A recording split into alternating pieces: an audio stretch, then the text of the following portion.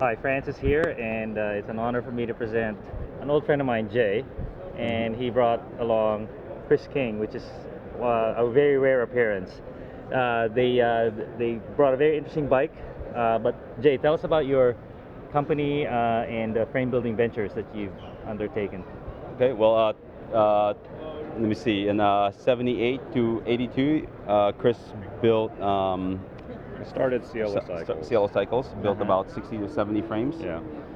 And well, the headsets took off, and the frame company got shelved. And 3 years ago, Back in those days, you couldn't make any money building a custom That's frame. right. So, frame, fork with a paint job, $250.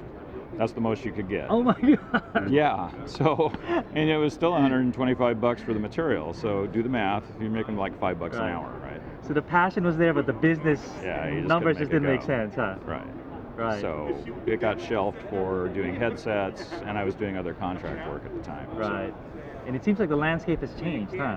Well, yeah, towards the late '80s, custom bikes started getting a little more popular, and Uh-huh. there was starting to be a little bit of money, but you still couldn't really make much. Right. So but by that time, I was too busy doing, machine shop stuff, making headsets and stuff. So it wasn't Right. really realistic to Right. think about it, and everything started going towards mountain bikes. And what was the catalyst, the spark that got you to go into it again 3 years ago? Well, probably this show, I would say. yeah, the show and just the fact that the passion's still there. Right. The funny story is that one of the guys stumbled across my steamer trunk that had my frame building jigs in it. And he came in and says, "Hey, I found this trunk and there's some stuff in it, and I don't know what it is, and maybe you come look at it and tell me," right? So we went and looked at it and I said, "Oh, those are my old frame building jigs. It'd be fun to build a frame again." Oh my God. So that's kind of how it got going. And then, we had started the name Cielo back in '78. It was a great name. So it's like, wow, we could probably do something with this. The next thing we know, it all came together very fast. Right. And Jay came aboard and really spear pointed everything. And we worked together to do all this stuff. Right. So, the market, I think, has just come back around. Steel has become very popular again. Right. I don't want to say very popular, but it's Definitely. like, when something big displaces what's been around for a while, that thing can just kind of go into obscurity a little bit, but Right. it doesn't mean that it didn't have its value. Right. It just takes a while for that big thing to kind of settle down, and then people kind of look Yeah. around again. So Right. I think that's what's going on with steel. Right. People are realizing that, it really is a great material Right, to make like a a- frame out of. yeah, It's a kind of great a ride, renaissance. Yeah. it's good to work with, it's repairable, all those kinds of things. Right. So we're kind of, bringing that back out. Absolutely. And, It's definitely much more, I think, much more responsible than a lot of the materials. And even Mhm. like, Antonio from Columbus would say, he misses as a child, he misses the smell of the steel and the machine shops, the machines making the tubing. Right. And then when everything went to carbon and aluminum, and now he's turning on the machines again to make really good tubing again. And now there's even more options out there from different companies. right. I just think it's really in line with, especially with this market, what they're looking for. Absolutely. Yeah. And 3 years later, we have a fine example here of a cyclocross bike. Jay and Chris, tell us what we have. Well, we've started Cielo Cycles really almost, I would say the shop was really built only like a year and a half ago, where we're a space carved out in the Right. Chris King facility, and we started off with 3 models, which is the really classic 80s road bike with the Right. horizontal dropout, medium reach brakes. You can really run a pretty big tire, or fenders with a slightly smaller tire, with a cross bike that's more or less in the same DNA. Not really a race bike. You could race the bike, but it's an all-day commuter. It's a very versatile frame. And then we have a mountain bike that's a 29er with, and we extended the size recently to have 2 650B models as the smallest sizes.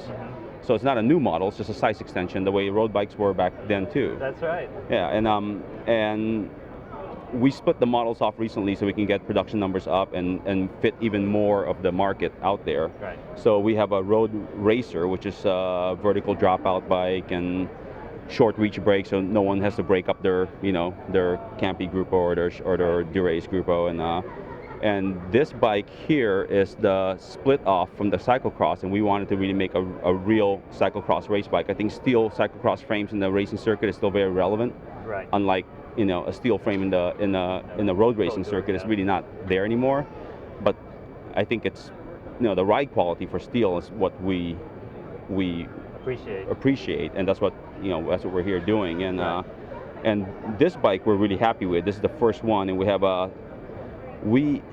we're going to build the geometry on this bike around this fork, so we're going to have a limited sizing, maybe about 5 sizes compared to the 17 sizes we make for the road bikes.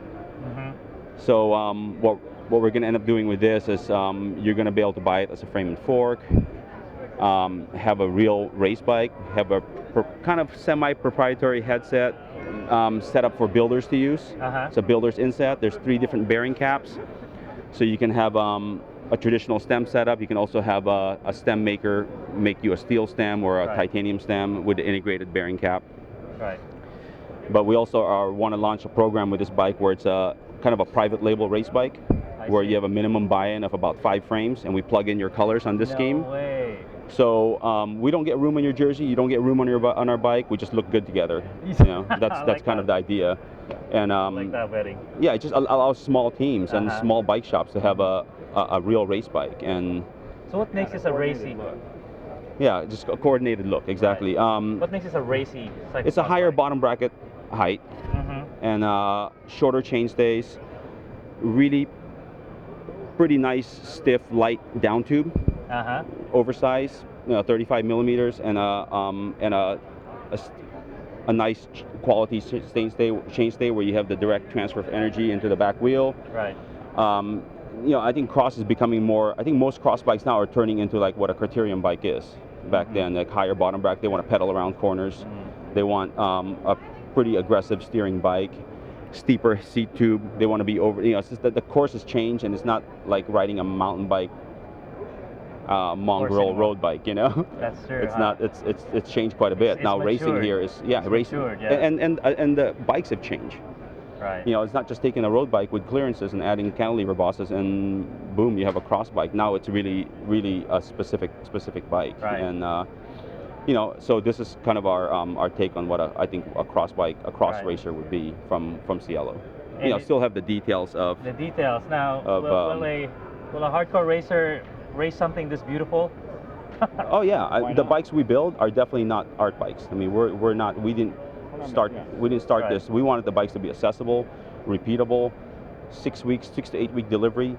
Going to be a lot less. By the end of the year, we want to cut that down to about a solid 4 to 6 weeks. Like Jay was saying, they're not art bikes, but the visual represents the quality. So you have a look of quality. Yeah. Right.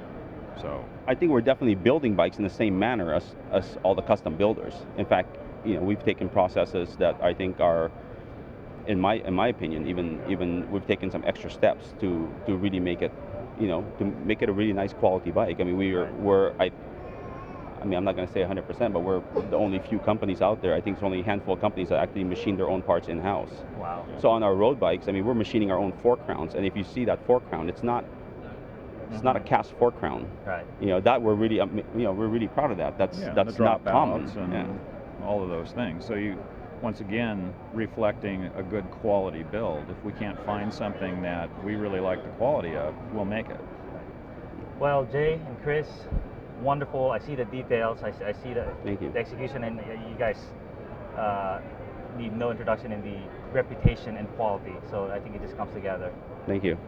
Thank you.